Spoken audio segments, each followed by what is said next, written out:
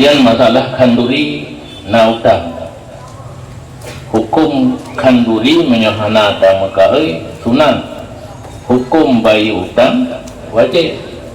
Apabila mupok wajib dengan sunat, didahulukan wajib.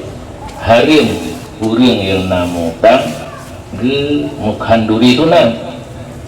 Menyakhanduri wajibnya kamu pok wajib dengan wajib. Menyutang anak Adam mungkin dibina di atas mengkrit-krit. Menyutang dengan Allah Ta'ala ke kafarah dan sebagainya dengan toleransi.